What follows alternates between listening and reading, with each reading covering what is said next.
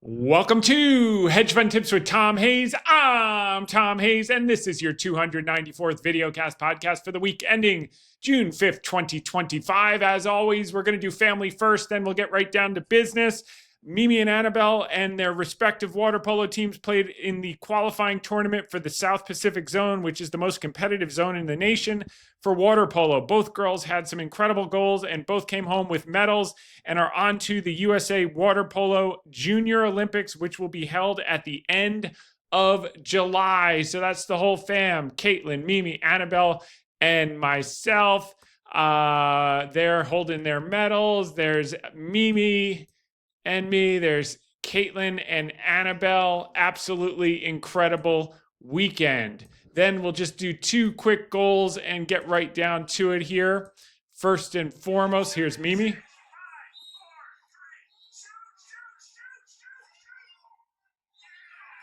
That was right under the wire. She just got in under the clock, which was pretty darn amazing. And then that's Mimi. And then we had Annabelle right here, and just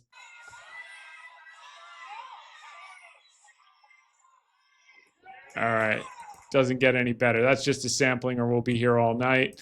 Then I had the pleasure to join Sean Calebs on CGTN America, talking Musk, Doge, and more. We're not going to play this one because there's nothing in it that's going to make you money.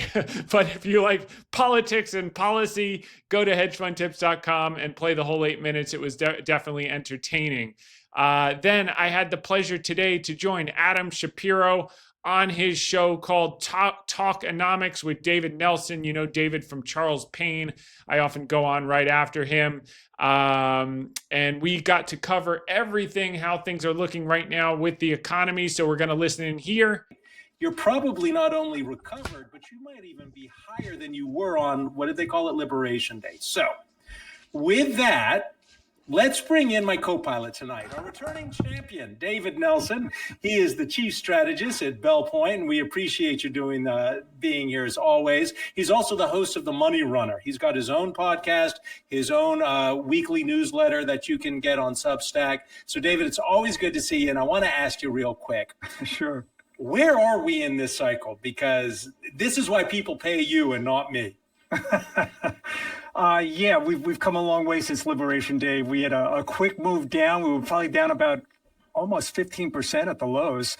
And it was an extraordinary comeback. And as we learned over the last month, you know, we've always lived in fear that we were one tweet away from the market being down 1,000 points.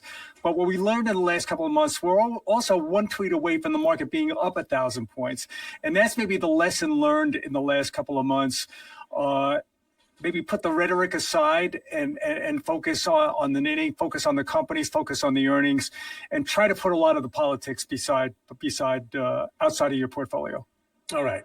Well, David's going to be my co-pilot for the next hour. And our first guest, David's going to help me get some insight out of this individual.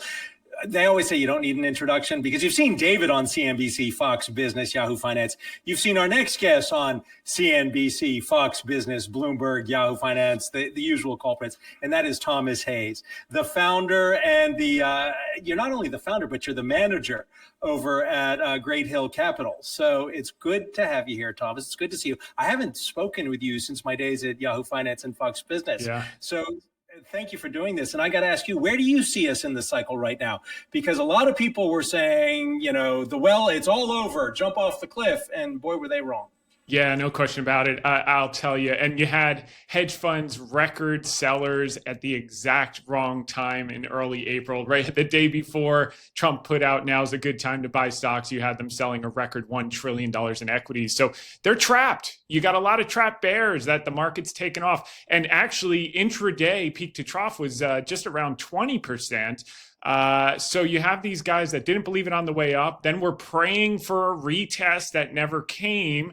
So every bit of decent news, you have forced buyers. Okay, they first you had the shorts, that we're covering. Then you have now forced people really looking to save their jobs. I mean, they sold at the bottom and now they've missed the recovery, so they're underperforming and they're going to have to buy up. Then you take earnings growth, which came in at 13.3% for the first quarter, which was about double expectations. We're going into the second quarter earnings season expecting 5% earnings growth. You look at Atlanta GDP now, which you take with a grain of salt, but it's looking like a recovery after a negative quarter of GDP. We're not going to get 2 consecutive quarters in a row because Atlanta GDP is looking at 4.6%. So even if they're half wrong, you're still over 2%, which means no 2 consecutive quarters of negative GDP. So, you take the forced buyers, the trap bears, everyone was negative. You take decent earnings, you take decent Atlanta GDP, and then you offset it. Talk about crosswinds, Adam and David, is you've got the ADP numbers were a little weak this morning, so that's kind of going to put a little pressure on the Fed. And the big number is coming out on Friday with the non-farms payroll, and inflation has been low. So I will end it with Trump saying, too late Powell may prove, in fact, to be correct. That was okay. Before I let David jump in here, just a couple of things. I did some housekeeping. I've got 2 powerhouses here who understand these markets far better than me. So you should be asking the questions. I know you're watching on X right now because we have the count. All you got to do is put in your comment in the chat. I'll make sure that either Thomas and or David answers the question you have about where we're headed. And what Thomas just said about too late Powell, that was President Trump's Truth Social post this morning about ADP. David, I'm going to throw this to you with this question. The ADP number, and I assigned this to my staff, they're writing this story overnight for tomorrow. The ADP number always diverges from the reality of the labor number that we're going to get on the non-farm payroll number on Friday. So is ADP even worth? I mean, we clutch the pearls, Sturm and Drang, with the ADP report, but is it worth anything? There's almost no correlation between the two. You pointed it out correctly. There's been a lot of months where ADP had a very weak number, and then we have a blockbuster number on the following Friday, and vice versa. It's been exactly opposite, at other times. I'm not sure which is worse, the ADP numbers or the BLS numbers, because often it's not really indicative of what's really happening in the real economy. So I didn't pay any attention to ADP this morning. Thomas? Well, look, I think you gotta pay attention to the trends, and if you see a really weak number, even if the number comes in strong-ish on Friday, expectations are pretty low on Friday. 130,000 down from 177,000. So all of this opens the possibility for the Fed to save face. There's very low expectations of a cut in June, and that could be the surprise. 78% chance of a cut in September, so that wouldn't be a surprise. I guess the market short term is paying an awful lot of attention to this. I guess to some degree, the Apple Developers Conference to see if they can get their AI stuff together, because that's a big weighting in the S&P. But much less important than how it's going to impact. And if you look at the beige book that came out, demand for labor is slowing. So you're seeing it, look through ADP and start to look at the beige book and what businesses are saying and doing, less hours. That could move the Fed's hand and enable Powell at the same time to save face, not look like he's pressured by Trump. But, to say that you're data dependent and being 150, 175 basis points too restrictive because you are predicting tariffs will raise prices when it simply wasn't the case in 2018 is not data dependent. They are prediction dependent, and they are predicting that any tariffs will create a short-term bump in inflation. Otherwise, they would acknowledge they're 150 to 175 basis points too restrictive. And I'm not saying this as an asset owner. I'm saying this, you've got the bulk of our population trying to start a life and trying to buy a house and simply can't do it at 7.25 interest rates, record high prices. And Besson's got a couple arrows in his quiver to deal with mortgage rates, with the SLR bringing down capital requirements for banks this summer. Maybe the Genius Act will create some demand for treasuries as well, bring yields down and enable mortgage rates to get down below 6% before the end of the year. And that would reignite housing and all ancillary businesses. But that's where we are. And I think too late Powell is a risk. Hopefully the jobs report will give him cover to act sooner rather than later. David, jump in here with a question. I'm going to be on the other side. I'm going to be on the other side of this. I think we're worried about the wrong end of the yield curve. Powell, there's not a lot Powell's going to be able to do for housing. The only thing that's going to happen for housing, if you get 10-year yields down, and to do that, you're going to have to get some kind of fiscal sense that we're starting to get our debt and deficits under control. Right now, investors in U.S. Treasuries are looking at an interest rate. The juice on our debt right now, it's literally straight up. Straight up, it is parabolic. And as long as that exists, anybody that's going to want to invest on the long end of their curve, they're going to want some food on their plate. The auctions will always happen, and we'll be able to sell our treasuries. But the question is, what price? And at some point in time, you're going to be having a conversation not about 5, but about 6. Yeah, well, look, to the point I made about what Besson said with the SLR, mortgage rates are contingent upon the longer end of the curve, the 10-year. And what he specifically said is by removing the capital requirements and exempting treasuries, what you'll see is 30 to 60 basis points lower in the U.S. 10-year treasury yield. So he's handling it on that front. Whether the stablecoin demand for additional treasuries will be helpful or not is immaterial. But I'll tell you what will be helpful on the long end of the curve is if you continue to see weakness in the labor market, and we're going to find out if that's the case on Friday. But I will say that while mortgage rates are contingent on the 10-year yield, don't forget that you have the HELOC game, you have the 5-year ARM game that is more dependent on the shorter end and to get people into the housing market on interest onlys. That's the short end of the curve. So Powell can do something about affordability, and instead he's taken the starter home buyers from age 33 to age 38, 39, 40, 41, and delaying a lot of people's lives, which unnecessarily, when you look at the inflation numbers, came in 2.1%. PCE price index on Friday, and he's justifying a 4.25 Fed funds rate. Makes no sense. And it should be a buyer's market in the housing market right now, because there's a ton, except in places like Miami, there's a ton of housing now that is on the market waiting for those buyers. Someone mentioned the word debt. That was David. So let's get to the debt issue, because I saw on Truth Social today something that just made me laugh. I've interviewed Elizabeth Warren. I've interviewed President Trump back years ago, and those two agree. They agree that it's time to eliminate the borrowing cap, the debt cap in Congress, and just have unlimited borrowing power. What do you think, David? I would eliminate the cap. It's a meaningless exercise. We bump up against this and we go through the wranglings of it, a couple of times a year sometimes, and it's meaningless. We've already approved this spending. This spending was already passed by Congress. Having it in there as an arbitrary stopping point, it's nice to think that it's a cap. It's not a cap. Has it ever worked? We've had a cap for the last half decade, and it hasn't done anything. So I would say push it aside. On that front, I guess I'm on the same side as Elizabeth and Donald.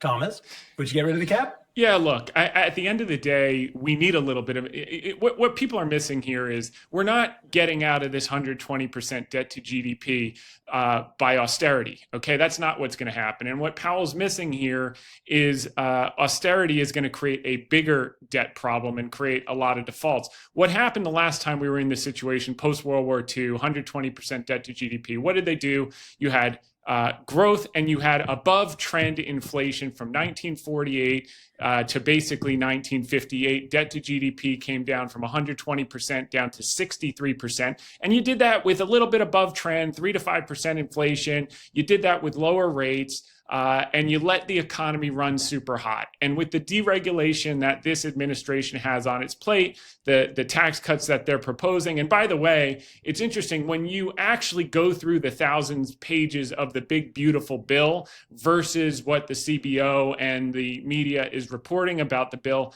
the math is that the overall federal budget baseline is smaller than the current budget when you subtract everything the bill unfunds from what remains.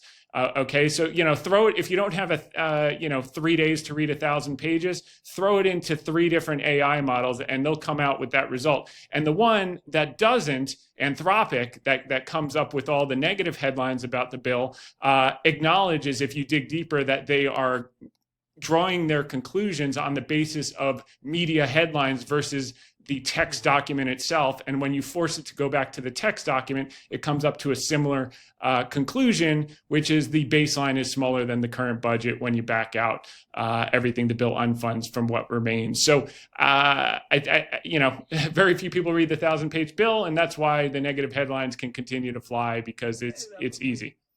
We know that Marjorie Taylor Greene didn't read it. She admitted that. But hey, real quick, just want to remind everybody, we're getting this data, this information from David and Thomas for free. David, again, has his podcast and his newsletter, The Money Runner.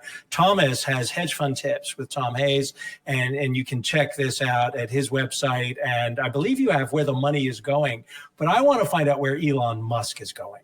Because Elon Musk, talk about biting the hand that fed you. And I realized he fed the Trump administration, or at least the campaign, hundreds of millions in donations.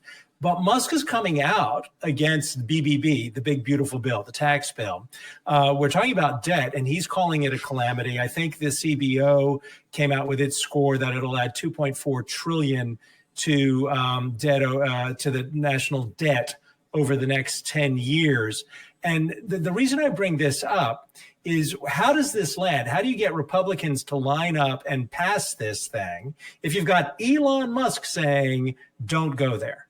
Thomas? Yeah, look, Elon's one of the most brilliant entrepreneurs and creators in our lifetime. He's the Thomas Edison of our day. He's a genius, all of that stuff, okay? The fact of the matter is, he's also been out on Twitter at certain times in the stock market and called for a huge crash that never came, and record highs. I mean, just because someone's brilliant and a billionaire doesn't mean they're brilliant at everything that they do.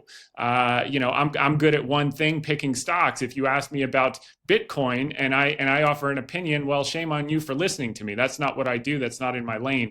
Now, that said, he's got a tremendous amount of experience, having headed Doge for 130 days and cutting $175 billion of costs, $1.5 billion a day. At that pace, they could cut $1 trillion within a year and a half. They've taken the ex-Doge employees and made political appointments in every agent. So the headline that it's going to be part of the DNA of government under this administration is not fluff. It's true.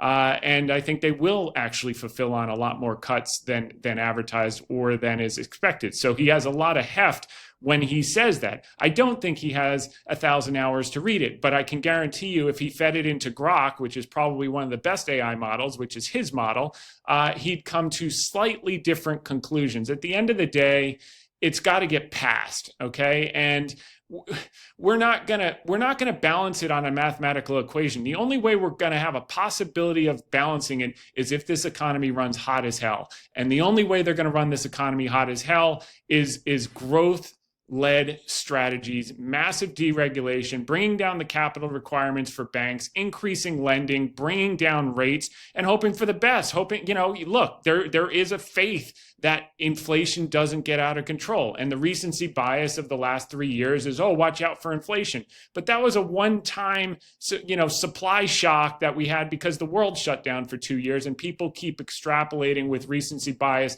that because it happened during a once-in-a-100-year event, it's guaranteed to happen. And then you've got the Arthur Burns nonsense from the 1970s, which is a completely apples to orange comparison. As they say in Texas, that old dog don't hunt. So I would suggest that we look at history clearly and look past the 70s and look to the 50s, the last time we were in this situation, 120% debt to GDP, and follow that playbook, which I do think the administration minus Powell is attempting to do, and we're going to be just fine.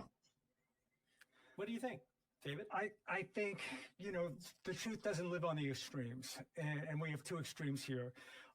Yes, the growth will solve a lot of problems, but there's a balance here. And if you go back to World War II, post World War II, and the growth that we had after that, you got to remember where the entitlements were at that time. When FDR came up with Social Security, the average life expectancy was 57 years old. No one was going to collect. Yeah. Today, it's a different equation, and it's growing exponentially. Yeah. As for Elon Musk, I think what frustrates Elon is the legislative process. And he's a CEO. He's used to coming into a company, seeing the problems, identifying them, and fixing them quickly. Unfortunately, Congress doesn't work that way because politicians have competing priorities. Yeah.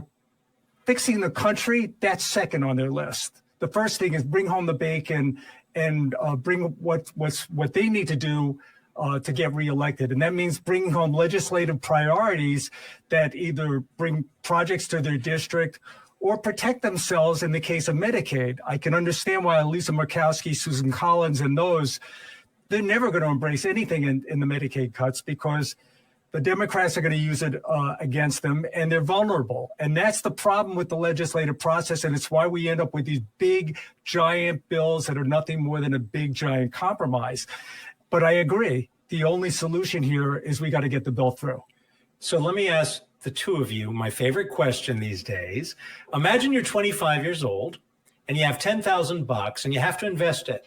David, first, how would you allocate that? Given everything we're now facing, where would you put that money to work? Well, if you're 25 years old, you're totally risk on. There's no such thing as a balanced portfolio. You don't put it in treasuries. You're gonna look at where the secular trend is at the moment, and that's clearly AI. That's the bright spot of this economy. Is clearly the biggest technology shift in my lifetime. It will be the driver of capital investment for the next 10, maybe 20 years. So that's where you would put your money right now. And you would just put it in there. You would forget about it. You'd forget the volatility and just hang on. Thomas? All right, I take a different side. I think they're going to bring down the longer end of the curve as advertised. I think that's going to be really exceptionally good for housing. Now, look, Adam, they call me Turnaround Tom for a reason. I'm always buying things that are out of favor and waiting for them to recover. So what's dramatically out of favor as a function of rates being high is housing and housing-related businesses. So I don't want to deal with the warring factions. I don't want to buy D.R. Horton. I don't want to buy Pulte. But I do want to buy the building suppliers like QXO, which Brad Jacobs is running as a roll-up. He put $900 million of his own money. He did that in XPO Logistics in 2011. You basically made, many bags, like 69, 79 times your money over a period of 10 years. He did United Rentals, the equipment leasing in the late 90s. You basically made over 50 times your money if you had invested with him over 15 years. And he's doing a new one, and he's put a lot of his own money in it. He started with Beacon Roofing, does a lot of commercial roofing. If your roof leaks, it's not a, should we get the pink one or the blue one? Shouldn't we? It's like, fix my roof. I want the water out of my living room. And that's a great business. He paid 10 times EBITDA, but he'll do what he always does, is bring in technology. He'll double EBITDA over the next few years, and we'll be off to the races. He expects, as usual, it's an $800 billion business. He'll roll up about $50 to $80 billion top line with double-digit EBITDA margins, which effectively means your $16 stock will be $70, $80, $90, $100, probably 5, 6, 7 years out. So AI or not, I don't think you're going to get too many 5 to 7 baggers over the next handful of years with a proven winner who constantly makes money for his shareholders. And then if you want more subdued things, doubles and triples in the next few years, you buy something like a Generac, which is tied to housing and interest rates, leader in home standby generators. It sounds silly, but with power outages going up, with data center backups on the commercial side, and with home building, which is going to boom again with this administration, by the way, because they're going to open up about 500. It would take about 512,000 acres of public land of the tens of millions in order to get 3-4 million new starter homes. So, some of the areas are actually in rural, but actually quite a few of the federally owned lands are as people don't know, in metropolitan areas. So they're going to open up the federal lands. Bessent's going to change the capital requirements at banks to create a tremendous amount of demand for treasuries. Maybe you get the Genius Act legislation. And if you're Gen Z, you realize that the biggest portion of the population is the millennials, 72 millennials. They're in their mid-30s. They want to buy houses. They just can't. We need to build a bunch of 1,500 square foot houses. Think Levittown post-World War II versus not everyone needs a 4,500 square foot starter home with an indoor pool, which is what the supply is in the market right now. So they need to rectify that imbalance. The administration knows this. They are taking the actions to do so. So I would play that theme. I'm not discounting AI. AI is going to be an unbelievable secular theme. So you're going to want to have some exposure. Question is how. But I think in terms of the next 3 years, doubling and tripling, there's a lot of opportunity because some of these stocks are down 70, 80%, and the businesses are throwing off record free cash flow. I just did an interview with an analyst at my other job.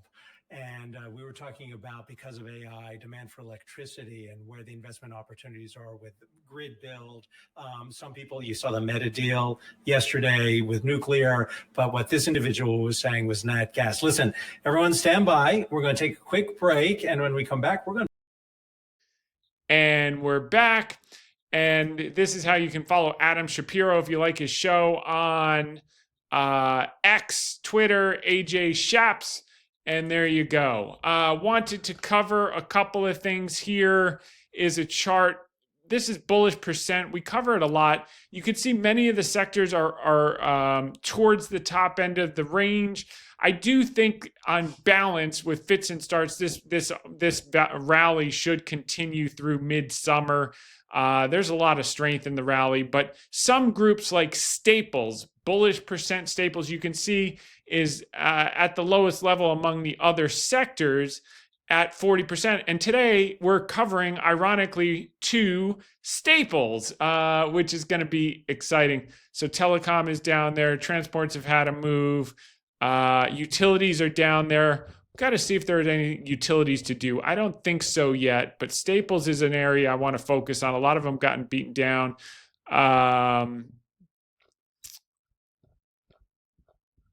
You can see some of these others have moved to the top of the range. And healthcare, staples, healthcare, all the defensives. And we covered defensives relative to discretionary and defensive positioning are at very low levels. So you do want to have some of these if we hit some volatility. And in the case of Hormel, they're a dividend aristocrat, so you get paid almost 4% while you wait. We're going to cover that later today. Peter Lynch.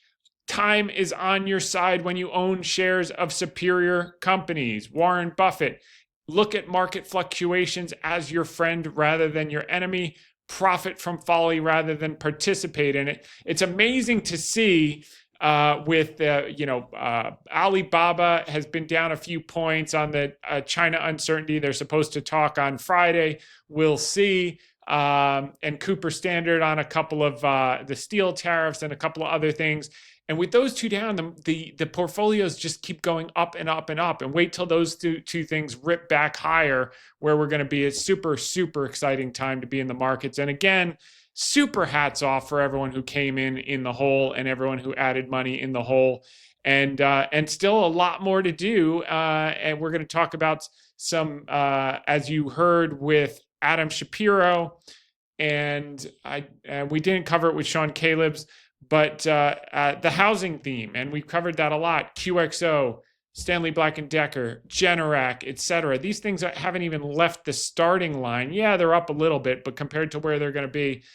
So a lot of exciting things. And we spent a lot of time in the last week adding to some of our specialized derivative overlays on those positions, so that when they turn and how they turn, and one material stock in particular, these things are all going to be between 4, and some of them are set up for expected value of 8x. So we're excited about that.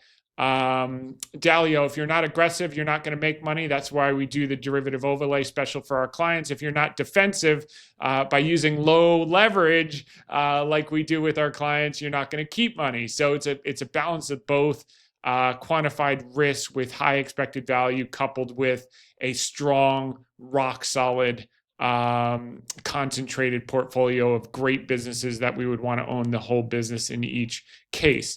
Slumer, let's take a look at the charts from my buddy. You know who you are. Okay, let's just broad overview. Okay, you can see the market's come back a lot, but not really overbought here on a weekly. This thing has some room to run. That's why I know you got Tom Lee out calling for 6,600. And this thing, Fibonacci extension, looks like 6,900. Question is when, by the end of the year, I don't know. But certainly, I think this thing wants to push to new highs, particularly because the rest of the world is at new highs. So the S&P kind of has to play catch up, and that's why I think we've got more to go into mid-July. Advanced decline line is showing real strength. This is not yet overbought.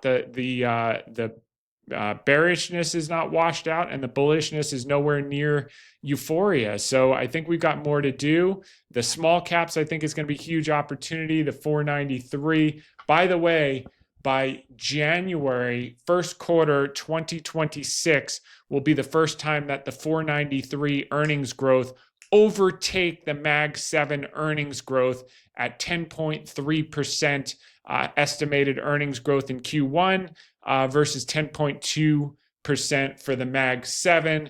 And that is down big from, Mag 7 was at 33% growth. So by Q1, and that is down from, that's just in 1 year. Q1 of this year, Mag 7 was 27.7, and 493 was 9.4% earnings growth. 1 year from now it's 3 quarters from now, that's going to flip, and 493 will be better. And that's why there's still so much incredible opportunity. That will evaporate very, very quickly. I think if you're not in the next 6-7 weeks, you're gonna miss a huge amount. There will be some groups that have been high flyers that will get smashed, and you might be able to buy them, but that's the story there. International equity outperformance is still going, but record buybacks. And the other thing I wanted to cover with regard to treasury yields, and I touched on it with Adam about the SLR lowering capital or exempting treasuries from banks having to hold capital against it, so the demand for treasuries would go up, 10-year yield would go down, real estate takes off. That's going to happen this summer. And then the other thing, which I hadn't really spent a lot of time on because it's not my world, although PayPal is pretty big in stable coins, and my friend from Dubai was saying, PayPal could be a play on stablecoin. I agree. That's just whipped cream, like all the whipped cream you have in Baba. That's not my core thesis, but it could be big. But what's bigger than that is if the Genius Act goes through, it not only helps PayPal, it helps massive demand for U.S. Treasuries, because the stablecoins is 250 billion market cap right now. It could reach 2 trillion. That means there'll be 1.75 trillion excess demand for U.S. Treasuries, which will compress yields, which will get all the debt refinanced, at the same time getting massive growth, tax cuts, deregulation, etc. And if you actually put the big beautiful bill into the AI model of your choice, ChatGPT, et cetera, what you're going to find is actually the bill is much more fiscally responsible than either the CBO, which has never been right about anything, or the negative headlines you're seeing all day. As it relates to Musk, I said my piece on that with Adam. Did a huge service to the country in terms of cutting costs, but he's not a market prognosticator, never has been, and he has made a lot of bad calls over the years as it relates to the stock market, as it relates to building businesses and changing the world. No one's better, and no one can hold a candle to him. But as far as market stuff goes, that's not been his strong suit. So here's a huge opportunity. Record short interest, record flushing selling on small caps. Just hang in there. It's been building this monstrous base for 3 years, 4 years now. I think this is going to break out and it's not going to look back, and it's going to be so massive you can't even imagine. So we're loading up there. UK, same story. That's GXO. Hang Seng went back to retest this line. My guess is, based on how things are set up, they'll, fits and starts, they'll get some type of agreement, or they already kicked the can to August now. Once they get some sense of positive news, this could just rip higher to new highs, which would take BABA with it back over 150 and off to the races. So we're excited about that. Whether it happens this week or in a couple months, I have no idea. But I will say, Ishwinder sent me these two things. I've covered these seasonality charts in the past. I kind of forgot about them. But if you look at the seasonality of China, KWeb, June is the best month of the year. And same for Alibaba. June, the back half of the year is the biggest time for Alibaba share price seasonality, and that's the 8-year, basically 8-year range. So that could be pretty good, and it kind of coincides with Xi talking with Trump, who Trump said he's always liked and always will. So that's probably a good way to sit down to dinner with that type of framework in mind. Yield's starting to come back down. Dollar record, hasn't been this low since 2021, basically early 2022. That theme continues to play out. International continues to outperform.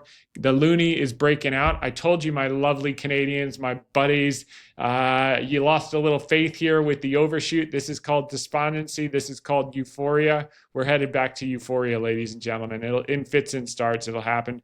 Energy definitely looks like it's putting in a base. Comstock, it just won't stop. That thing is off to the races. And there you go. Again, I haven't found anything that's like super compelling. If you gun to my head, Halliburton and Schlumberger, but gun not to my head, so I'm not doing it.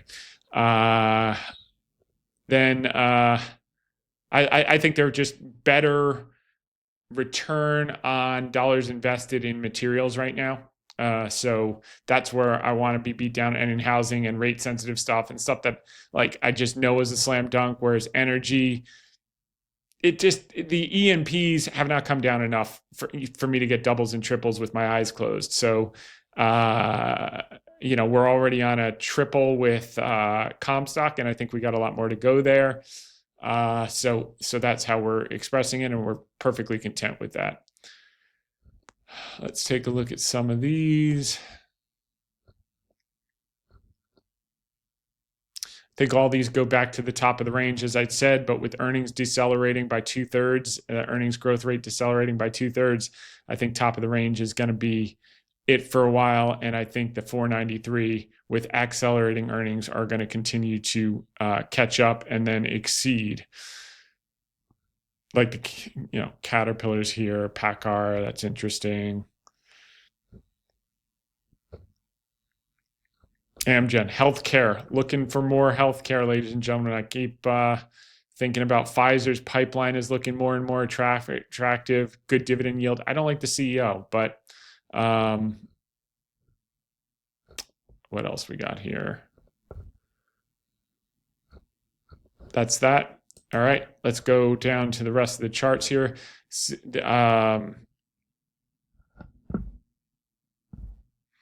This one,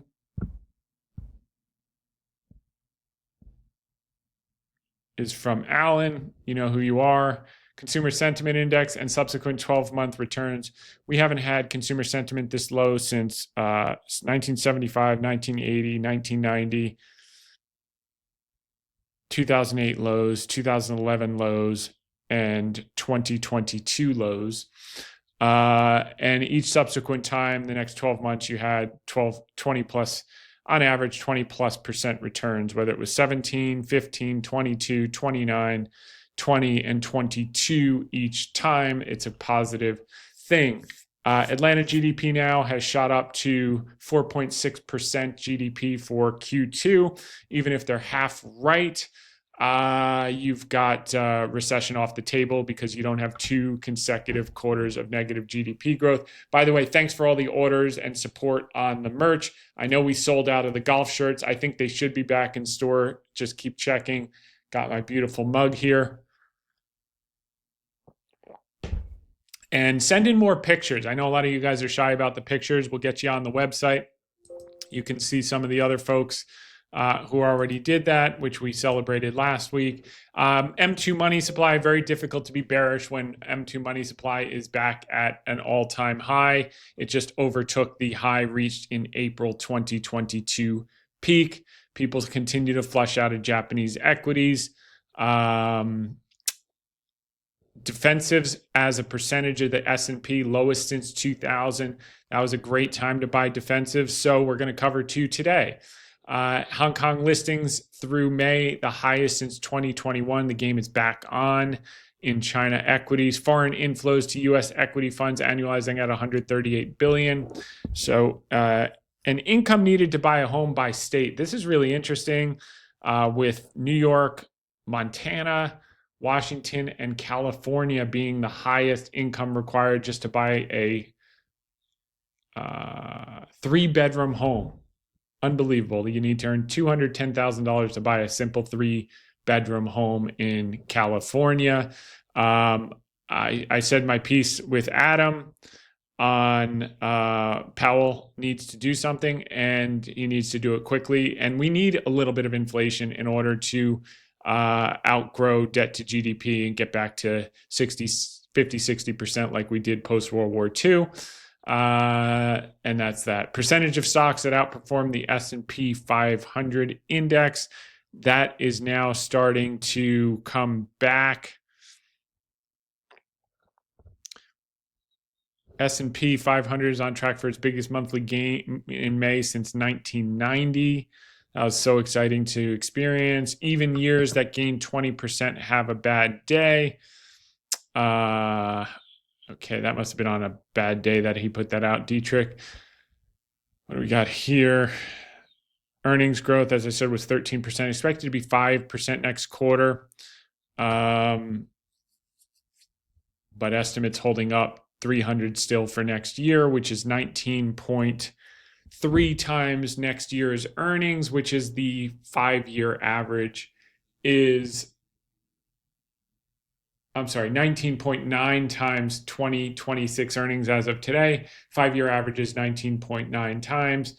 Dollar weakness continued to be a tailwind for S&P earnings in the second half and for international stocks. Buyback announcements at a record 665 billion. So all of this.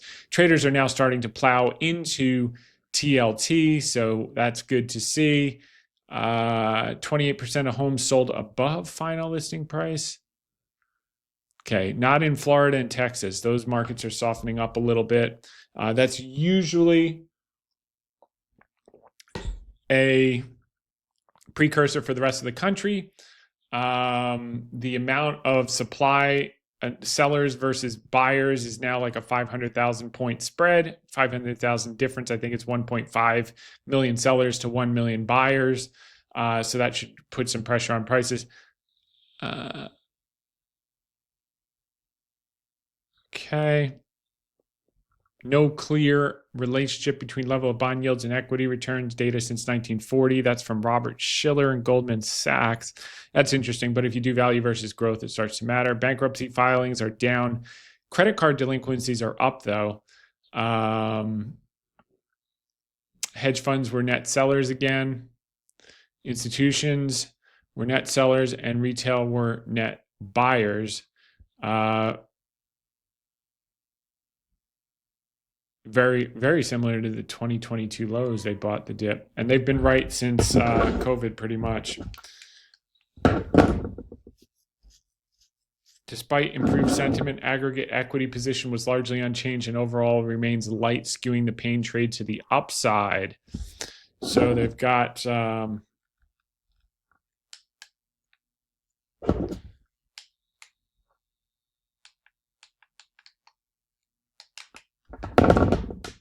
they have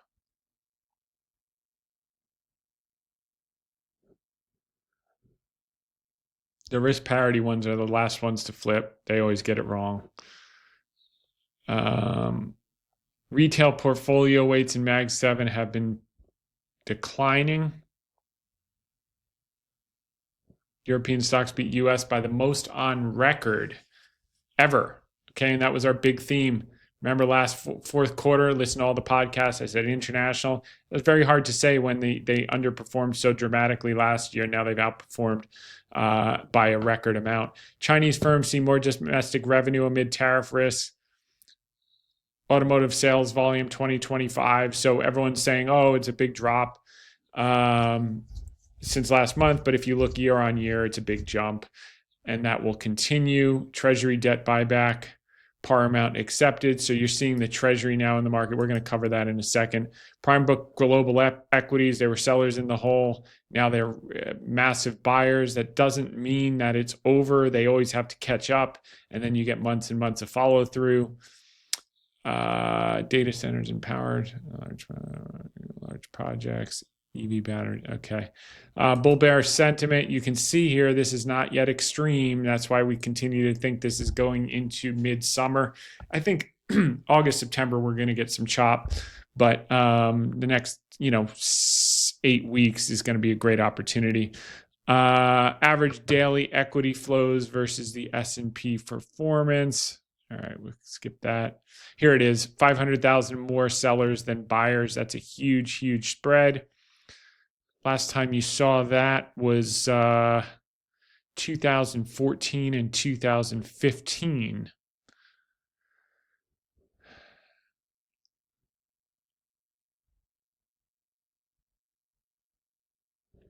Okay, so here is Ray Dalio's history of debt crash is imminent.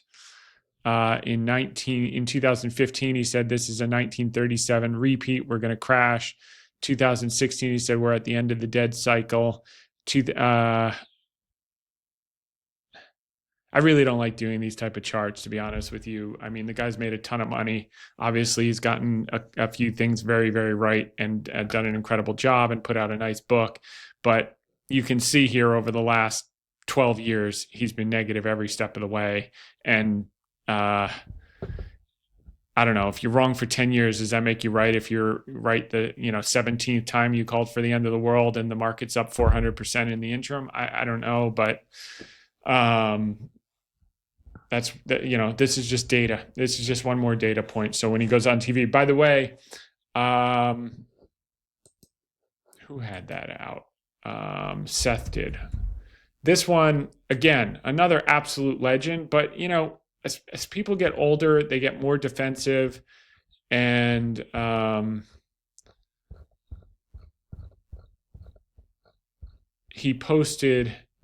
Seth posted Paul Tudor Jones at the absolute lows in April, saying the market was, here we go. May 6, 2025, Paul Tudor Jones says stock market will hit new lows even if Trump cuts China tariffs to 50%. Okay, so here's a guy who probably sold in the hole on April 6th and 7th, and a month later the things rallied up and he's begging for a retest, and it just never came, and it's going to continue to push higher. It doesn't change the fact that the guy's a legend and he made a fortune for himself and for his investors early in his career, just like Ray Dalio did. They're both absolute legends. But just because they're billionaires doesn't mean they're right about everything. And what happens is, and the reason I'm spending any time on this, because I do admire what these guys accomplished, is that, when you become that successful, their fingers are off the pulse, or they're just, I just seen it over and over. You get to a certain age, you get very pessimistic and defensive, and there's a chronic amount of, well, it was good when I was coming up, but now everyone else is screwed. And I think that's the way people deal with death. They just say, well, I was lucky to, be in when I was in, everything was great and you could make money. Now everyone's screwed. there's never been a better time in history to be starting out than right now. The fact that you can get on a device like this and communicate to 1 million people at once at basically zero cost if you have something valuable to say, never existed before. So the future is extremely bright. The fact that you can go into Grok or ChatGPT and put in 1,000-page beautiful build document and actually come out with a real summary, a substantive summary that you can make decisions on in 5 minutes versus spending 5 days reading the 1,000-point bill and not being influenced by fake headlines about how bad it is when in fact it's actually a very decent bill. And I think unfortunately Elon Musk should put the bill into Grok because Grok is absolutely amazing and really understand what's in it. I'm sure it could be better. I agree with him. I'd love to cut everything, but we're not going to get to if you cut as much as you think to balance a mathematical equation and you leave out the most important factor, which is grow and inflate your way out of debt, you're going to have a depression. You should be much more afraid of deflation and depression by cutting too much than a little bit of above trend inflation like you had from 1948 to 1958 when they brought down debt to GDP through massive growth policies from 120 down to 63. So anyway, tangent, but worthwhile one. Percentage of S&P 500 stocks outperforming the S&P 500 over the calendar year. So this is starting to pick back up. Stock pickers paradise. More clues, the bulls are in charge. Performance after 5% in May, 12 months later, up 19.9%, which is consistent with the first chart we showed on consumer confidence. Slowing in April spending is likely payback after the tariff front running. That's natural. Same with cars. Dollar's relationships to U.S. yields has broken down. That's when we play catch up. So you're either going to have the yields catch down or the dollar catch up. I wouldn't be surprised if they kind of meet in the middle a little bit in the short term on the dollar, but I'd be more inclined to expect yields to catch down with the SLR change and possibly the stablecoin demand. China sending goods to U.S. through Vietnam. I mean, I talk to friends that manufacture stuff, and they're just like, the only ones that are winning are the shippers. We just send to a different country and it gets to where it gets to, and that's how it works. So this is kind of just nonsense. 5-year rolling returns of USMCA, MSCI USA minus MSCI World ex-US versus US dollar index. So as you can see, US, again, international outperforms in Reagan's second term. Then U.S. outperforms under Clinton, then international outperforms under Bush, then U.S. outperforms under Obama and Biden and first term of Trump. And then I think we're getting to the point where, like Reagan, international is going to outperform for the next 4 years. Not because America's lost its exceptionalism. We'll always be the innovators. We'll always be the creators. We'll always be the biggest GDP, all of that stuff, certainly in our lifetimes. But as far as equity performance, we pulled forward a lot. Now it's going to change, and that's that. Value stocks inflecting versus international stocks. Manufacturing is currently just 8% of U.S. jobs. Public construction spending is picking up. Here's the buybacks. Record announcement of buybacks, highest since 2018.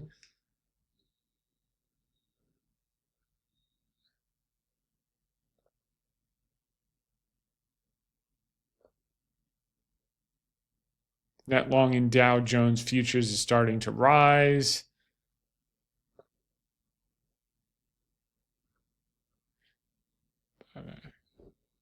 Third time we have most hated rally since 2020. And what Tom Lee is pointing out here we go. Right at the top here, 2/3 of fund managers say stocks are still in a bear market. They doubled again the next 18 months. Here, stock market just made the same mistake again. Here's why experts are worried about the latest rally. And then it doubled again. And here we go. We could see a new low relative to the April low, says Fair leads Katie Stockton, and we'll probably break out from here and double again. So S&P 500 after rallying from negative 18% below its 52-week high to negative 3% below its 52-week. That should be low to high within 50 days. 1 year later, you're up 20%. Again, consistent with Dietrich's numbers, consistent with the sentiment numbers. Extended is the market leadership for U.S. equities come to an end for now. So this is a theme. So we just covered the U.S. versus international, going back to international outperformance. And we are dealing with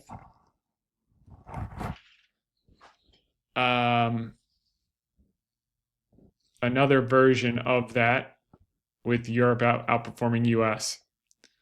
Covered the GDP now. Realized and consensus EPS growth for select U.S. equity indices. 2025, the Russell 2000 small caps already have 18% earnings growth versus the S&P 500 at 7%, I guess, blended. Not sure how they get to that. I guess year to date. Estimated for next year is... looks like about 13% on the S&P for 2026. Well, we can just figure that out. 300 divided by 265 is 13%. Wow, I'm pretty good at that. And then next year for the Russell 2000, if you're not in small caps, with record short interest and expected 36% earnings growth with a mid-teens multiple, I don't know what else to tell you. Take up another hobby, but small caps are the place to be. Yeah, it's taken a while. You've got this multi-year base, but this is going to be a beast. Gap between S&P 500 implied dividend yield and bond yields is even larger. Okay.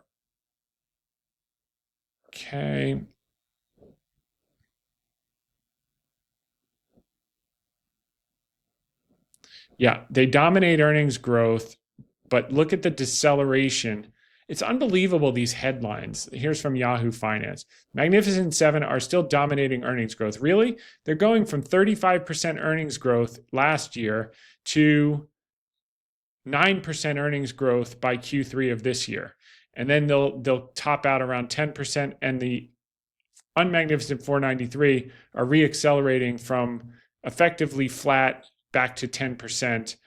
In the same time period. And you can pay, 2/3 to 3/4 of the multiple for more earnings growth, and everyone else is looking in the rearview mirror versus through the windshield.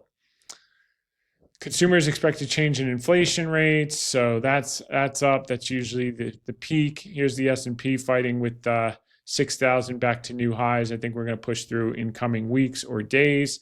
2025 is the Rocky Balboa market.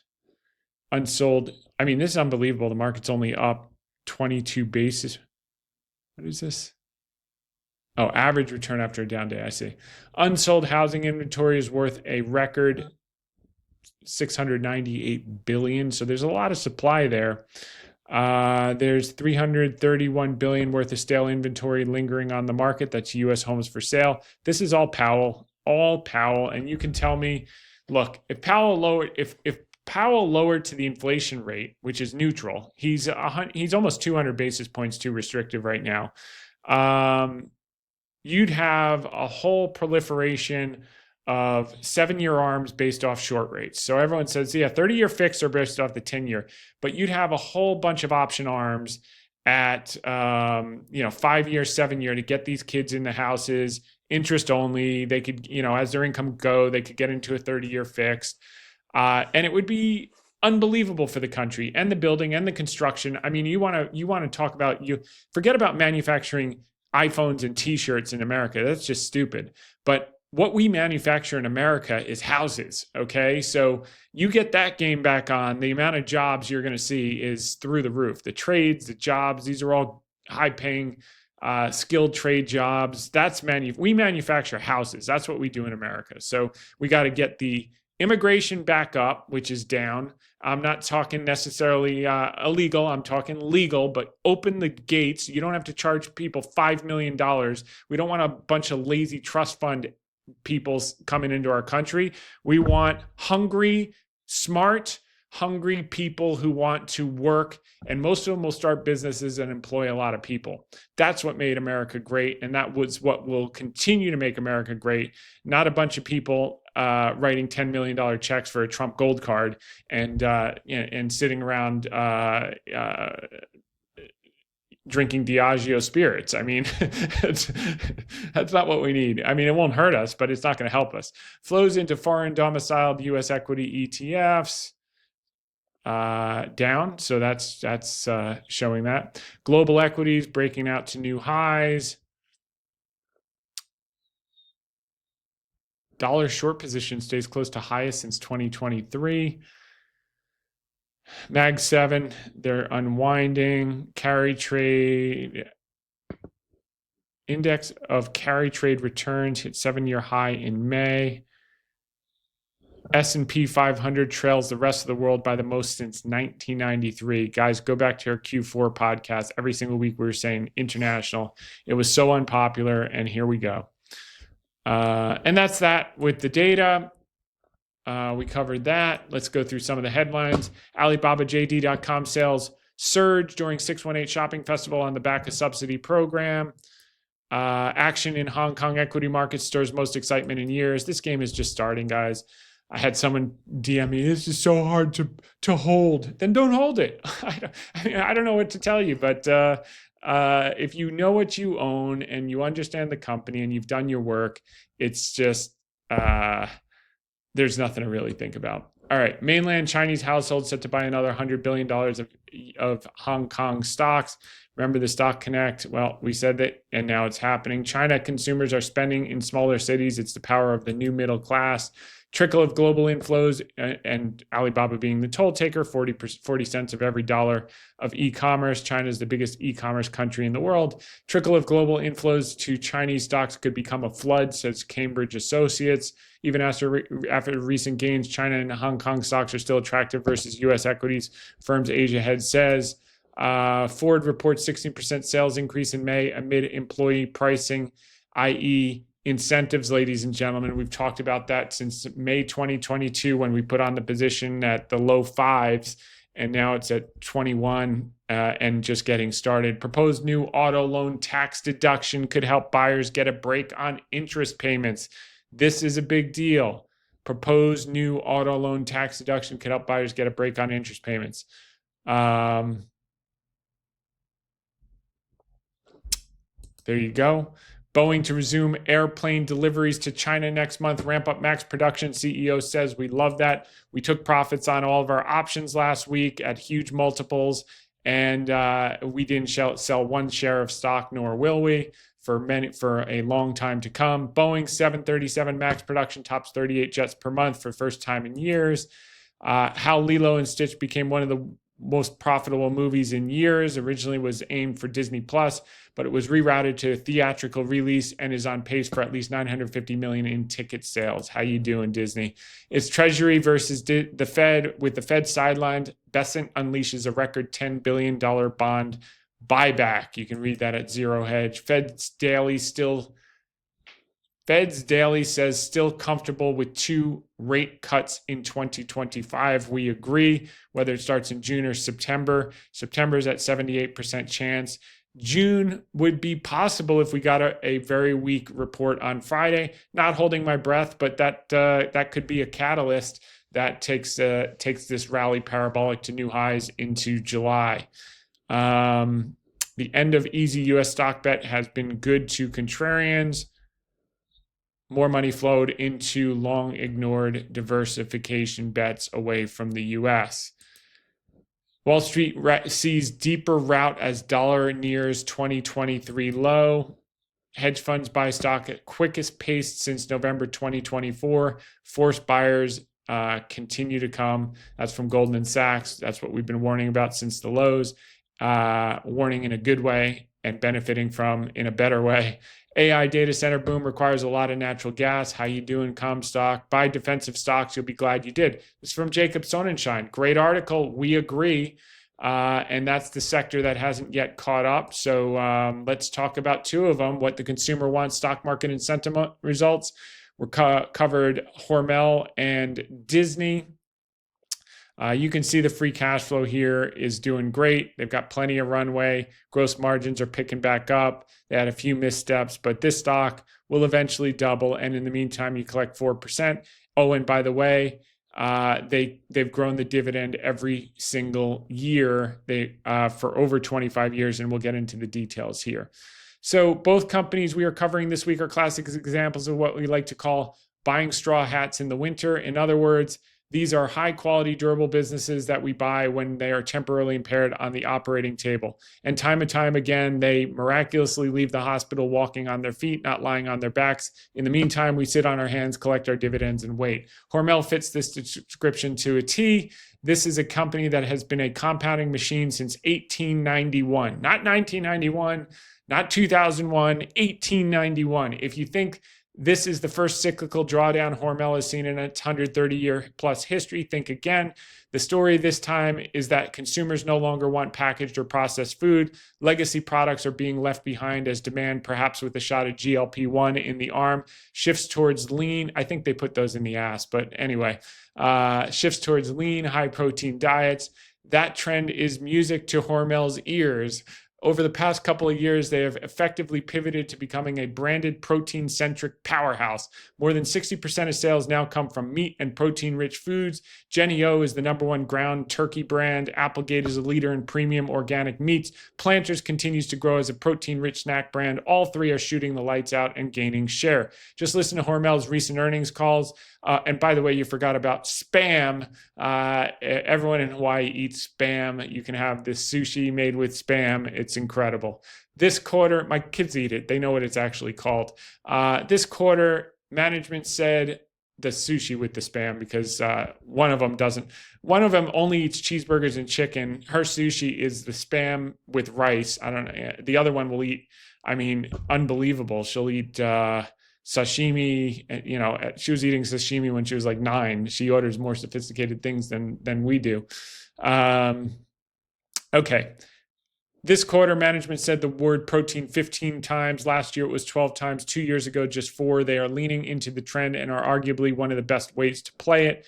Management is expecting a strong second half driven by, you guessed it, the core protein brands. Meanwhile, they are on track to deliver over $250 million in operating income growth by 2026. As they work to restore margins to historical levels. The way we see it, you have strong top-line growth fueled by protein obsession, a margin inflection on deck, and a stock trading at a historic trough multiple. Give it a few more quarters like Q2, maybe say protein a few more times, and the stock should eventually earn a re-rating and be back to fresh highs within the next 2 to 3 years. Until then, we're happy to sit tight and collect a near 4% dividend and growing, by the way, off our basis while we wait. So you can go through all the sales numbers and stats. I think, top line growth growing, margins increasing, reaccelerating, perfectly targeted for what the consumer wants. 59 consecutive years of dividend increases. So, this is like what Buffett did with Coca-Cola. He now gets more dividends than his basis every single year when he bought it in 1989. The dividend keeps increasing. He bought it at a basis when it was in a drawdown. And now he gets more dividends per year than he originally spent on buying the stock. And that's what happens with these type of compounders. 96 plus years of dividend payments without interruption through the Great Depression, through the Great Financial Crisis, etc. So you can see the Applegate growing and all these other things. What else are we looking at here? You can go through the conference call. We've highlighted all the important parts for you to really understand what you own. And then Diageo. Okay, here's another stock in down 50%. Same thing during the tech wreck in 2000 and during the Great Financial Crisis in 2009. Always recovers along with cash flow over and over. Same story. Cash flow declines, it recovers. Cash flow declines, it recovers. Revenues have already increased. Now they're going to get the cash flow. Gross margins are starting to inflect. It's all right in front of you. This thing will be a double over the next few years. Just as Hormel has been priced like packaged foods are a thing of past. By the way, they're buying in a ton of stock, down from 700 and basically 690 million ADRs outstanding to now 550 million, going down to 525. Just as Hormel has been priced like a packaged foods are a thing of the past, Diageo stock has been cut in half and is trading as if consumers will never sip alcohol again. We're more than happy to take the other side of that trade. Yes, consumers may be drinking a bit less, but the trend is clear: drinking less, but drinking better. And no one is better positioned to benefit from the long-term global premiumization trend than Diageo, with an industry-leading portfolio of 200 plus brands spanning every category and price point. Once again, the market has fallen victim to recency bias, extrapolating post-COVID softness into a permanent impairment across the entire industry. But zooming out, Diageo's history tells a much different story. Every 5 to 10 years, you see a cyclical downturn that plays out within the context of a long-term secular uptrend. The stock gets a bit ahead of its skis, digests for a couple of years, and eventually recovers to new highs. Same story, different day. We expect this time to be no different. Fast forward to a couple of years, and what you'll see is a stronger Diageo with a cleaned up balance sheet growing at mid-single digit clip, benefiting from margin tailwinds tied to premiumization and a stock trading back above $200. In the meantime, we're happy to collect a nearly 4% dividend while the nervous Nellies keep asking if people will ever drink again. Meanwhile, they're drinking while they're so nervous. And by the way, similar to Hormel, what you can see with Diageo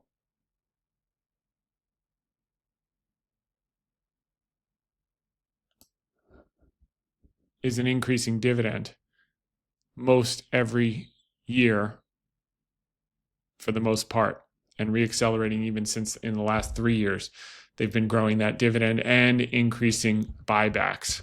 So you can go through each segment as we laid out for you here in the article. Let's get to the top 10 points here, and then we'll get on to the Ask Me Anything questions. Nice to finally have a reasonably short podcast. While that loads, we're going to do exploration and production. Earnings are down. I don't think the stocks have come down enough yet for a lot of them, which is why we haven't added earnings down 13%, 12% for next year. They'll recover, but and then top 30 weights of industrials down 1%, 1.5 and 1% for next year. Let's see who is the biggest contributor for that.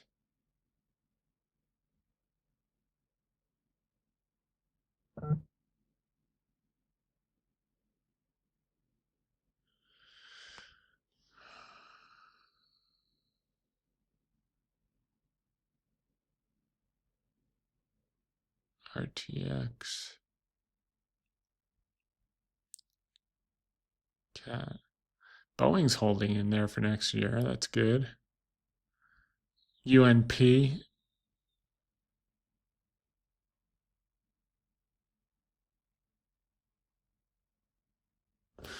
Union Pacific. Interesting. Okay. All right, did all this get loaded? Yeah, you see the organic growth, where it came from, all the growth year on year. This thing is back. It's reaccelerating, guys. 75% of their brands are not affected by U.S. tariffs. 25% will be impacted.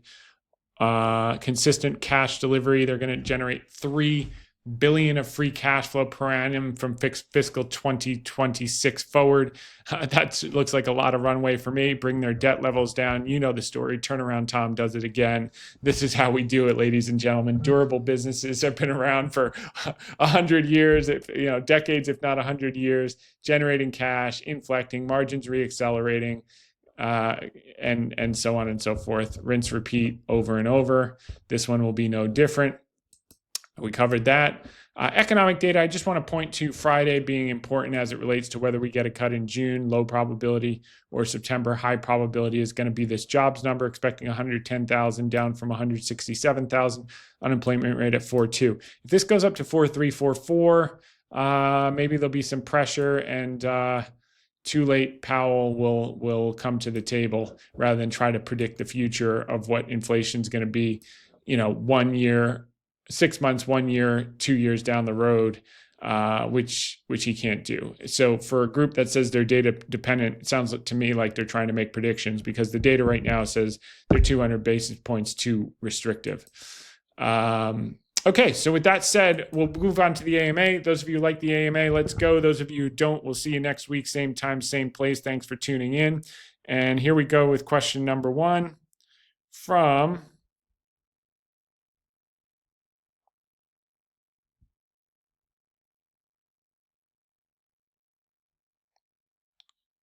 Nolan Connor. Bought Cooper Standard shortly after your first Money Show presentation.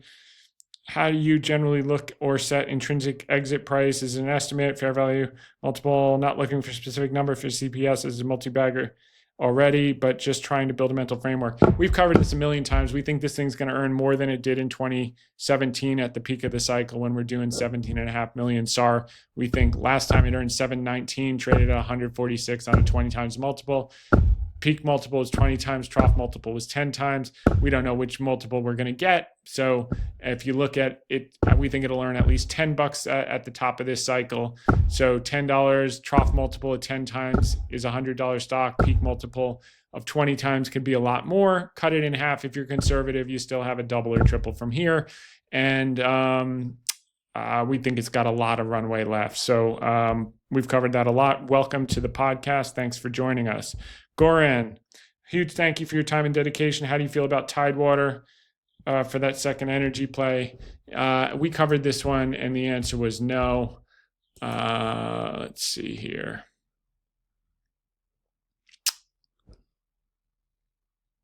Yeah, I mean, this thing's already up 10x off the lows.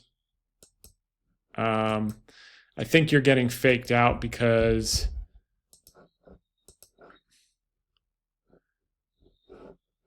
you're looking at price. I mean, obviously, it's performing better, but I think you're going to find that the share count is too large. Let me take a look.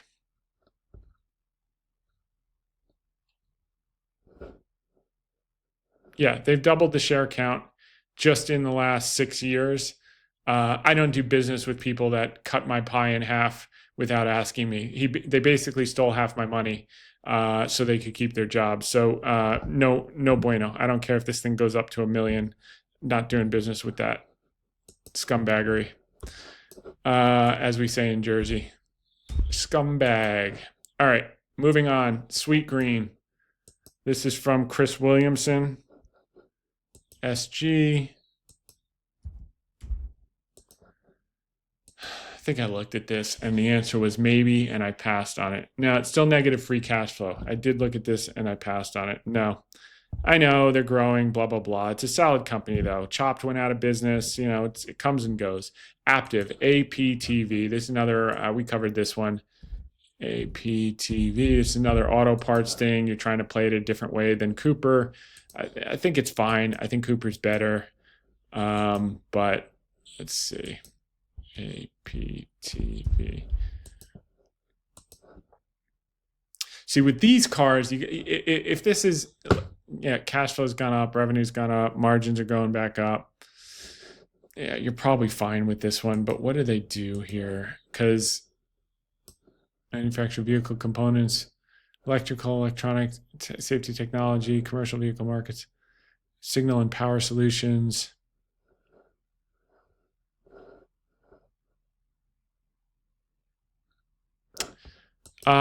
Definitely worth doing more work on for sure. I think you might be onto something there. So I'm going to write that one down.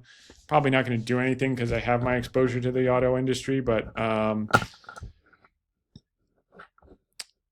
good work.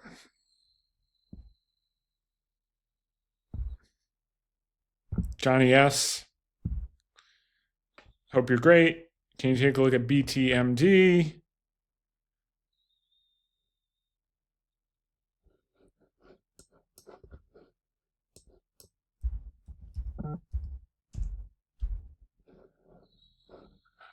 Okay, this is a busted SPAC. We were talking about these as a possibility with my friends in Dubai as the other group of uninvestable. A lot of these are stigmatized just because they went through a SPAC, and some of them actually have decent businesses. Provided they weren't sponsored by, well, you know who. It's the king of SPACs. All right. BMND. That's interesting. 39 million of free cash flow. What's the market cap? Enterprise value is 130. What is this? A practice building business, hormone optimization, trains hormone optimization using bioidentical hormone replacement pellet therapy. It offers bio. Yeah, look, this is above my pay grade, but the numbers look really good. So definitely worth doing some work on.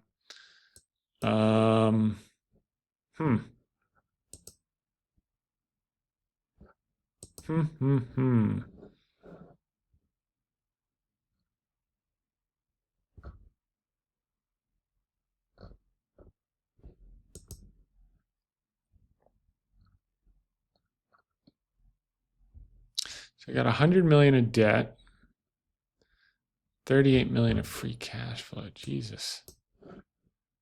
39 million of cash. Income is growing. Hey man, Johnny S, I think you got a good one here, my man. So I'm going to do some work on this one. Nice work. All right, moving along. Daniel Borkman. Teradyne.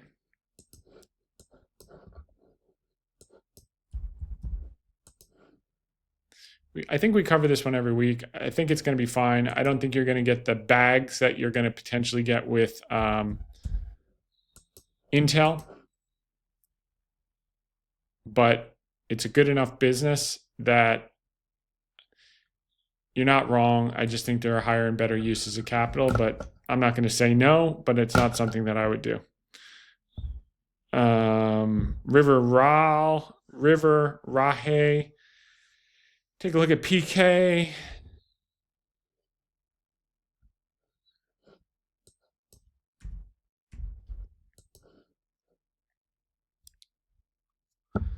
Play on the China recovery. A third of their EBITDA is from Hawaii, which is in a trough on visitation numbers from China.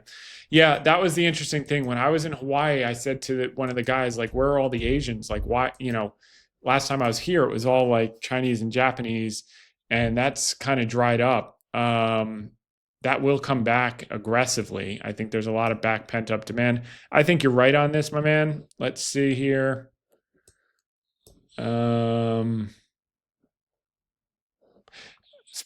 Speaking of my man, I've been listening to Charles Payne too much. I'll be on Charles Payne on the back in New York on the 21st. Play some golf out in Connecticut, and then 23rd Monday I'll be on Charles Payne. 24th I will be on Varney and Co. all in studio, and 25th I'll be on the full hour of the Big Money Show. And in between there, I think I've got 3:30 and 4 p.m. on Monday, Yahoo in studio, 2 hits, and probably Wednesday, either Monday or Wednesday morning, I'll have the New York Stock Exchange stuff with Kristen and possibly Schwab.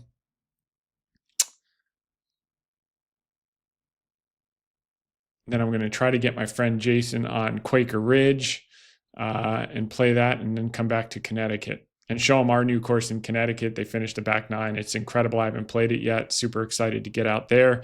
Designed by Brian Schneider, who did Old Banyan Top 50 course, redid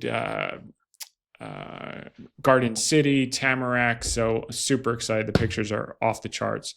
I like this one. Let me just take a look at the balance sheet real quick.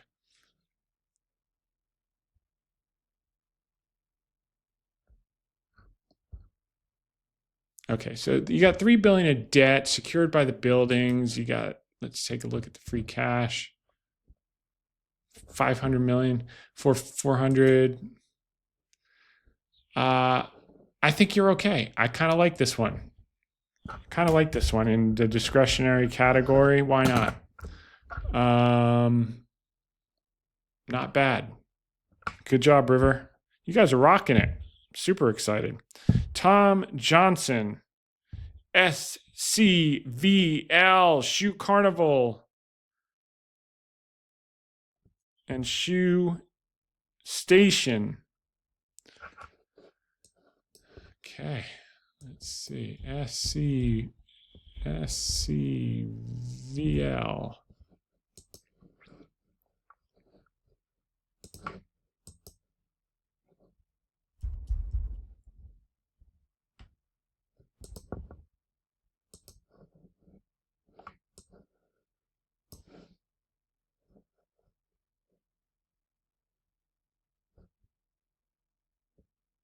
All right, so revenues have come down a bit. Cash flow has kind of recovered. Gross margins are still weak.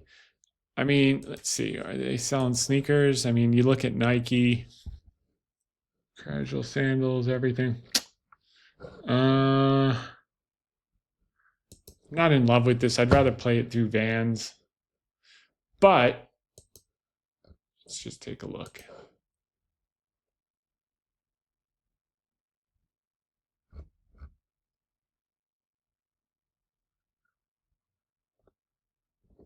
$70 million of free cash.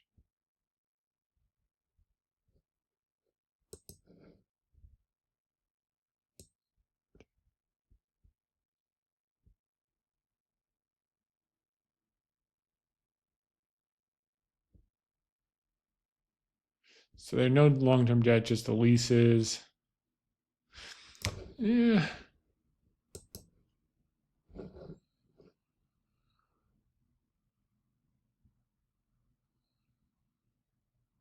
Gross margins have to recover.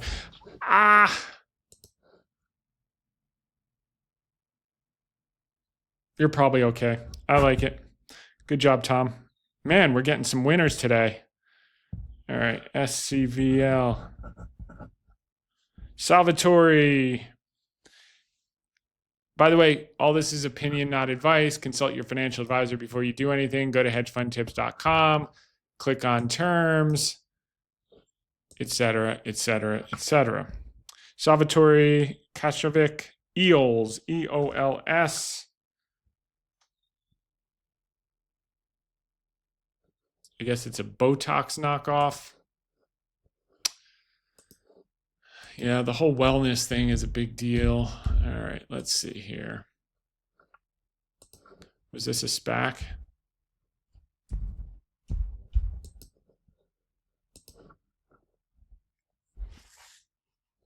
Still free cash flow negative. The revenues are growing pretty quickly.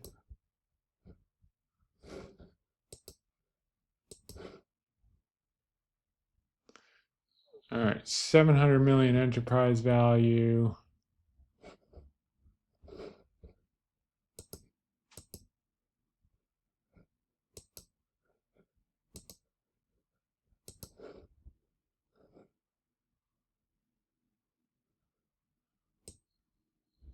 So it's basically 3 times revs.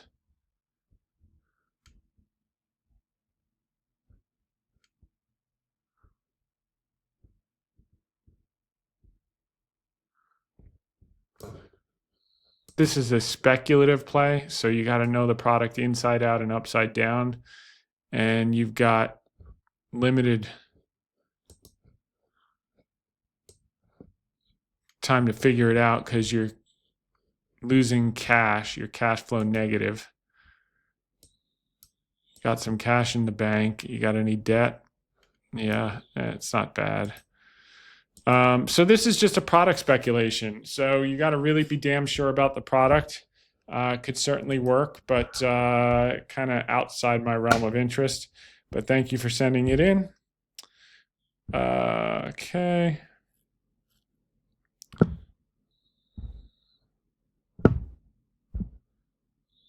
James asks, just wondering what your opinion on how Trump's current steel tariffs will affect Cooper Standard for the rest of the year in 2026. Seems like it could be stuck in the mud for a while. Jim, yeah, no, it's not going to have an impact because you still have the average car on the road is 13 years old. You got millennials moving out. You got potentially the tax deduction on interest. You got incentives going up. You got rates coming down, and you have massive pent-up demand. So if steel tariffs adds $3,000 to $4,000 for car, they'll just have to do employee pricing across the board, which is why we don't own the warring factions. I think the car producers, the OEMs, are going to be producing a ton of cars at very thin margins and a race to the bottom. And the guys supplying the parts are going to make all the money. So it's a rare part. All right, David T., can you revisit Kava? Okay. Everyone had a salad at Kava and they said, great effing salad. Now let's buy the stock. It doesn't always work that way. So I like Kava too. I have it all the time. It's right by my apartment in New York. And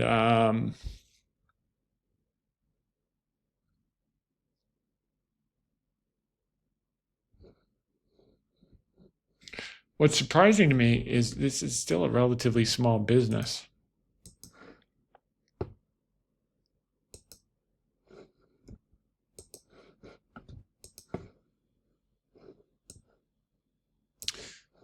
All right, so it's got a $9.5 billion enterprise value on $1 billion of sales. Okay, so everyone says it's going to be the next Chipotle. So let's see what Chipotle is.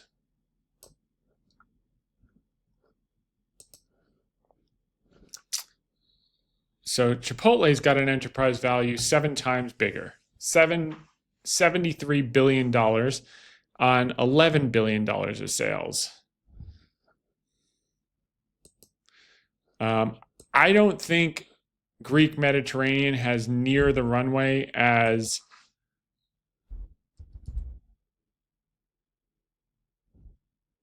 Mexican. Everyone loves Mexican. I love Kava. I think if I had to eat Chipotle or Kava every day, it would be Chipotle. I could eat Kava once a week, but like it's not. Salad deals come and go, but I think Kava is a little bit special. I don't think it's going to become the next Chipotle. Could it become half of Chipotle? Yes. I think it could. I think for sure it could become a third of Chipotle, in which case you're talking a 30 billion market cap. I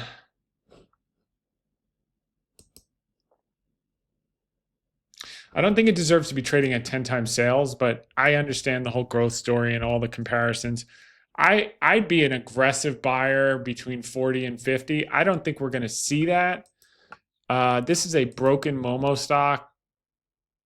It's going to take a little time to recover, but I think if you bought it here long term and you don't care if it goes to 40 before it goes to 250, I think you're okay. I think you're probably okay. Let me just check the balance sheet and everything. I like the idea. I hate speculating. Give me a company that's been around for 100-something years that's down 50% and I can make a double on the recovery in a couple years. That's interesting to me. This, I got to guess the future. Are people going to like salad as much as they like burritos? And the answer is, I have no idea. They never have before. Maybe now it's different, but it's never worked in the past, even if they have good hummus. You know, these guys didn't even put steak on their salad for so long. It shows you how dumb they are. Like, everyone loves steak. And, you know, they fought it and they put these shitty meatballs and this falafel crap that no one likes. Put steak on the salad. Everyone will buy it. They figured that out. Now make the steak a little bit better and you can have a possible run. I mean, Chipotle figured that out. They got a new chicken and a new steak every single quarter.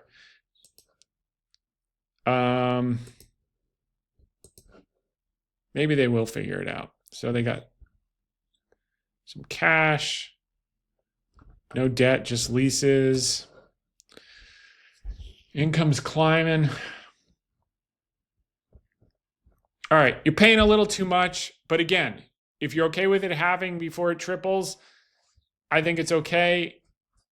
I kind of like it, to be honest with you. It's not something I would ever do with, I mean, I wouldn't punt in my PA with this.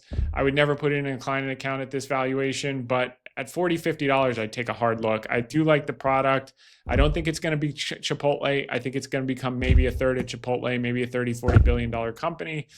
So if I could get it down another, 40% at some point, that would be pretty exciting to me. I'm not sure that that's going to happen, but I'm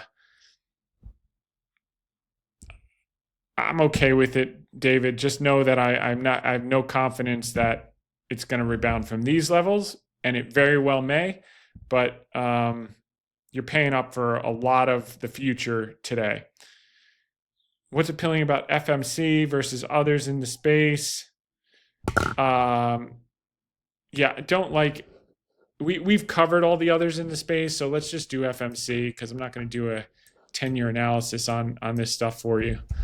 You got to do your own work on it. So number one, it's down 2/3. I like that. Okay. Number two, it's been around for, it's been public for 40 years. It's gone through many cyclical drawdowns of more than 50% over and over and over. It shows me it's a pretty durable business. Let's see what's happening now. Cash flow has recovered. The share price has not. Revenues have not recovered off the peak. That's reflected in the stock price. Margins have not recovered. But all of these are in a depression, all the ag stocks. So this is one that's just been around a long time. Just look at Mosaic for a second. By the way, what kind of cash it is generating? It has the runway with the cash flow. It has the balance sheet on this one. I think you're going to be really good when this sector turns owning FMC at these levels. Balance sheet, 57 million. They have a lot of debt. So that's the problem. That's why people are worried about it. That's why it's down 2/3. But they've had a lot of debt for a long time. And when this cycle turns, the operating leverage is huge. They're generating over $600 million of free cash. So that services an awful lot of debt. Even in a trough, they're generating that much cash. So what do they generate in a peak? 700, they're almost back to peak, $720 million of free cash flow. This is a high quality business, high return on invested capital. Balance sheet we went into. Let's see, share count. I just like this one. Normalized. Share count's going down. All the right things. Mosaic just looks like a shit show. It's back to the same levels it was 30 years ago. That's a trading stock. That's not a buy and hold. I think you buy FMC. Not only do you recover to all-time highs, 127, but you wind up at 250 before the end of the next cycle. I mean, because it's a durable business. Provides crop protection solutions to farmers in Latin America, North America, Europe. Develops, sells, and markets crop protection chemicals, including insecticides, herbicides, fungicides, as well as biologicals, crop nutrition, seed treatment products, all that beautiful stuff that RFK loves. Let's see, Mosaic.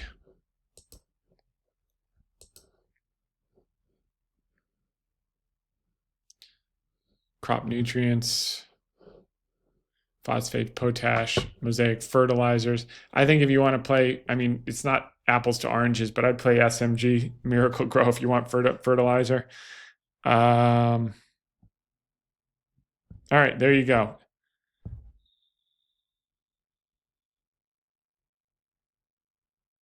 We'll see. Long-time listener. Thanks for all you do. Strong agreement. Healthcare is undervalued. Increasing my exposure over the last year. Have positions in XBI and BBC, which is a clinical trials ETF. Opt into securities lending at my brokerage. All right. So he's talking about this high borrow rate, which is going to create the first buyers. The first buyers are short coverers. Why so much short interest?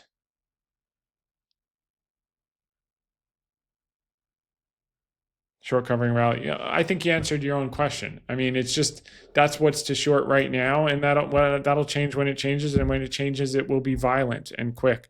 Caleb, Lusby. A lot of you guys overthink stuff too, by the way. Iceman, thank you for the amazing podcast and content. Watching on YouTube really drives home your data points. I'm looking at Viasat. At my airline, we use many of their products. I don't know. I think this business could wind up being all in Viasat. I mean, to go on, pay first class and not get internet connection because of Viasat is a disaster. I think it's all going to be Musk's thing. Let's take a look at it. I think this has been a dog forever, Viasat, if I'm not mistaken.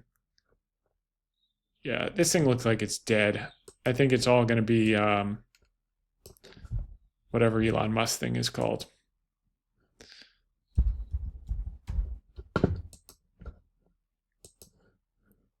Starlink. All right.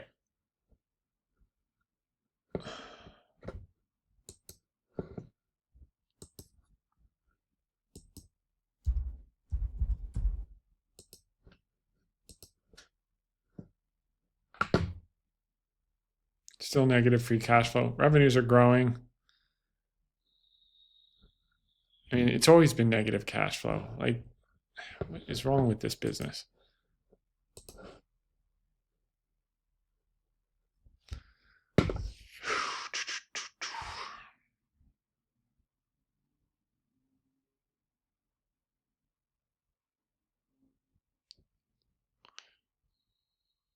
Got a ton of cash.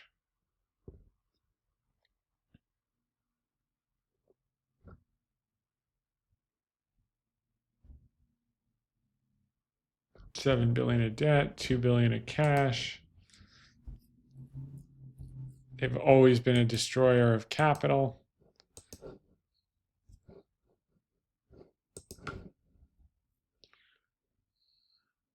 Must have made an acquisition. They had a big jump in revenues.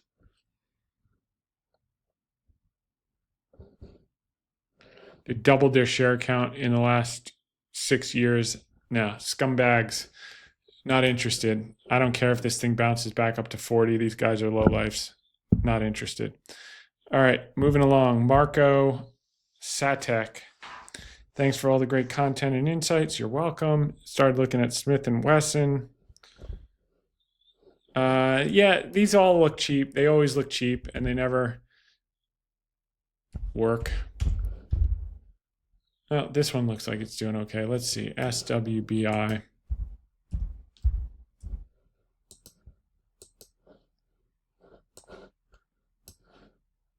So it's negative free cash flow. Let's look on a quarterly basis. No, it's still negative free cash flow. Let's look at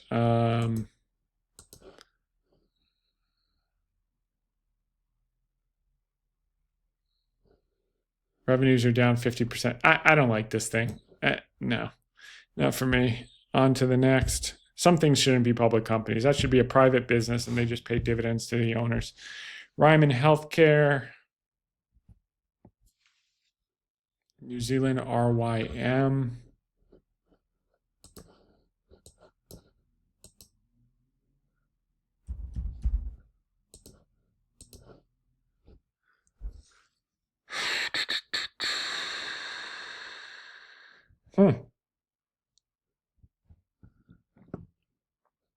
Your gross margins are terrible. So you gotta see that recovery start to happen, and how is it going to happen?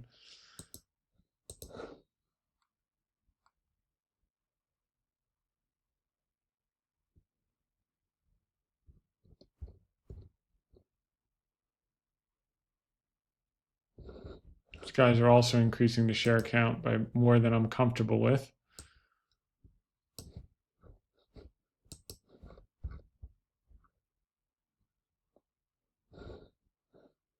Wait a second. It says you have positive free cash flow here. Why is that not showing that?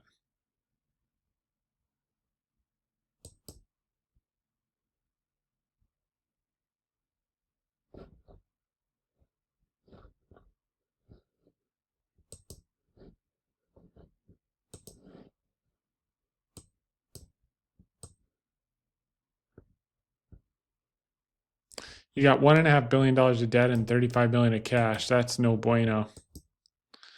I'm going to say pass. Double check those numbers. They might be wrong, but I'm going to pass on that one. Eric Klein, Cron, growth cheap, great balance sheet. Thoughts? Is this a pot stock? CRON.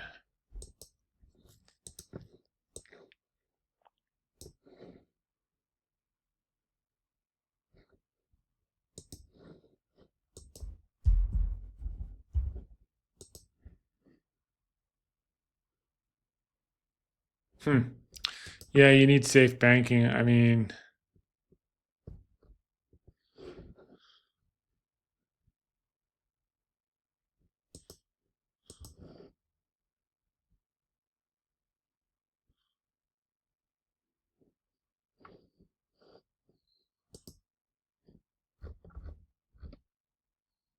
it actually went cash flow positive last year.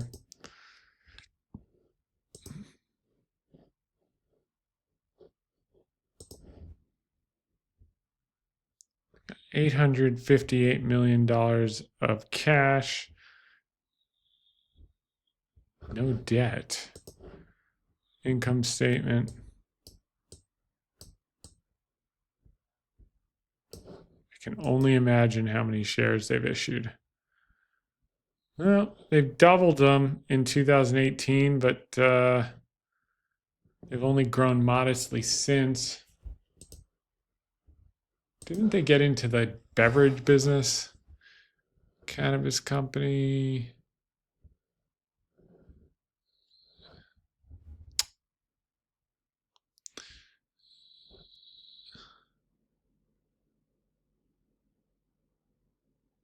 So it's trading, according to this, and I have to double check this, it's trading at a discount to the cash on its balance sheet.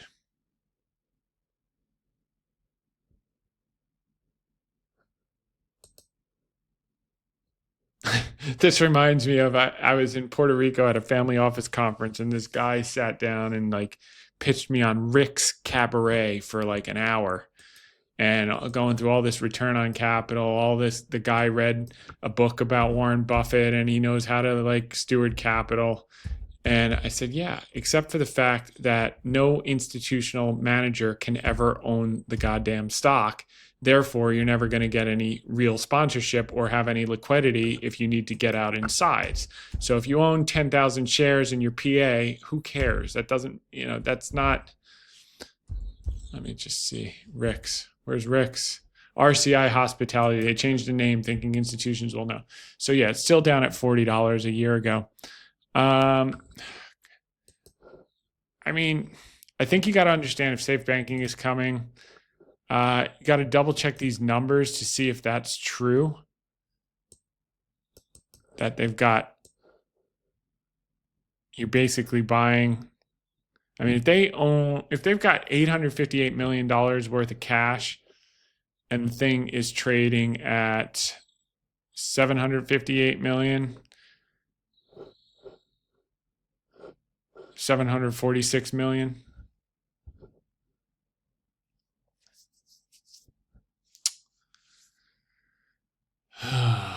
And you, in theory, have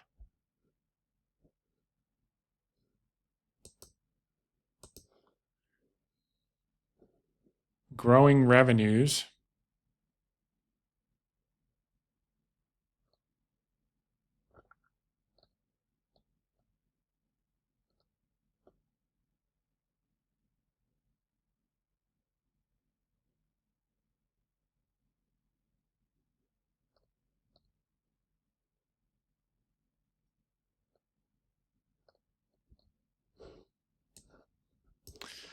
Then it's probably worth doing some work on.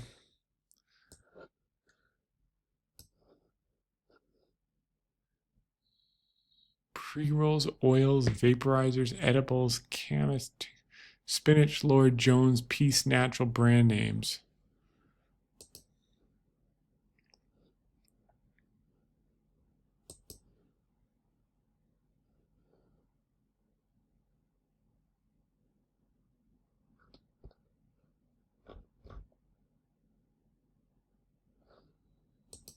I don't know. I can't get excited about it, but I think you got enough margin of safety in it that if they get it right and the phase comes back, you could have a beast of a move. But this is kind of a gambling stock, but with the downside somewhat covered. Unless they start burning cash again, then you're screwed. So that's that. With that said, we'll be back next week, same time, same place. In the meantime, make it a great one. Bye for now.